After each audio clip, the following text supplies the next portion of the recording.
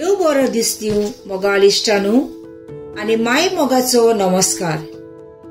आयचो कविता विषय बहुच म्हत्वाचो। जिवीत, लायफ कोणे आमकां तें दिलां, कशें आमकां तें मेवलां हाचेर आमी लक्ष घालून आयकुया। तर आयज कोंकणी उलोय लंडन फुलोय हे कार्यावळींत हांव कवयित्री सिबल एन डिसोजा सादर करता म्हजी कविता जिवीत। जिवीत आमी तें रोचूंक ना, आमी तें रोचूंक ना, ना म्हूण विकतें हाडूंक ना। वयर थावन तें देंवलां, वयर थावन तें देंवलां, देवान आमकां तें दिलां।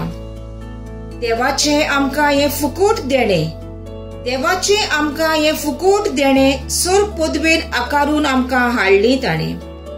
आवयच्या कुसव्यान सांद्यान सांदो विणलो ताणें, आवयच्या कुसव्यान सांद्यान सांदो विणलो ताणें। तुका म्हाका आनी सगल्यांक आयकतल्यांक रोचली ताणें।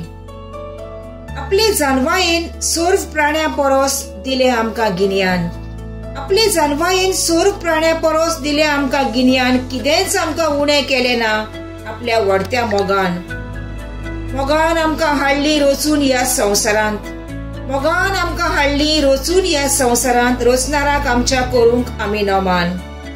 जिवीत आमचें आसता देवाच्या हातांत, जिवीत आमचें आसता देवाच्या हातांत। तोच रोचता पोसता आनी व्हरता आपल्या वैकुठांत।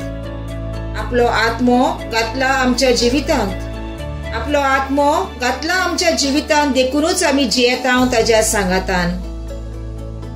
एकूच सोडून सगळें आमकां पळीत केलां, एकूच सोडून सगळें आमकां पळीत केलां। आपल्या उदारपणान सगळें आमकां दिलां। जानवाय आनी शाणेपण वापरूंक शिकयलां, जानवाय आनी शाणेपण वापरूंक शिकयलां। मरणाचो दीस आनी घडी हे मात लिपोवन दवरलां।